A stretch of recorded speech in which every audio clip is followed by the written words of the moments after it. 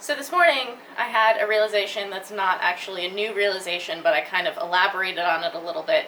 I was watching this guy at the gym doing pad work with Pinu, and I had just gotten finished with my pad work, and I was very tired this morning, and my leg hurts because of Pinu digging his knee into it yesterday, so it's like still sore, and he was going after it again today, so he was kicking my leg a lot, which is basically trying to force me to either block, which is the A1 good thing to do, or just kind of deal with it. So I was watching this guy after me who was really exhausted, and then he was trying to block all of Pinu's kicks, but you can't block all of them. And so every time he would miss a block, he would do this like flinch of like getting down on himself about having not blocked that kick. And as a result, he actually stopped breathing, and so it just got harder and harder and harder as his pad work went on, and he got more exhausted, and he ended up kind of having to stop. And it was amazing for me to watch because I used to do that. And seeing someone like really get down on themselves for, being hit or something like this was incredible to see as this kind of like ghost of Christmas past or something.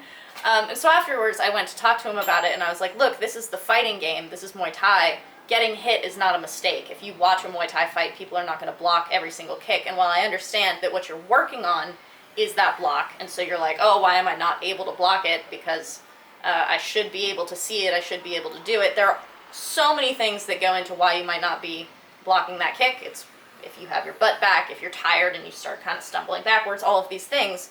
But I was trying to explain to him how it is not a mistake to get hit in Muay Thai. You just want to have to get that point back as much as possible without showing the affect.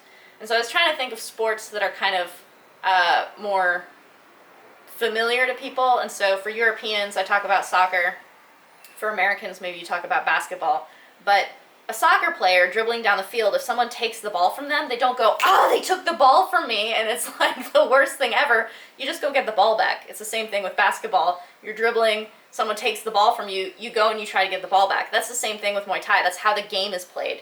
And so I don't know how this kind of legend around these untouchable fighters grew, where like, I think writers talk about fighters who appear like they're untouchable. It seems like you can't hit him. These guys get hit all the time. If you watch a Sanchai fight, he's hitting his opponent's guard all the time. The guard all the time. And he looks like he's never being touched. He totally gets tagged here and there. And so it's the same thing of like if you're talking about a really famous soccer player or something, you're like, it seems like Ronaldinho never loses the ball. But that isn't the fact of it. That's what it appears like because he's unaffected if someone takes the ball. So that was my elaboration on when you're sparring or pad work or whatever your thing is, when you're doing Muay Thai, you didn't mess up if someone tags you. But the more you make it seem like that didn't count, rather than being like, someone just hit me, is better mentally for you.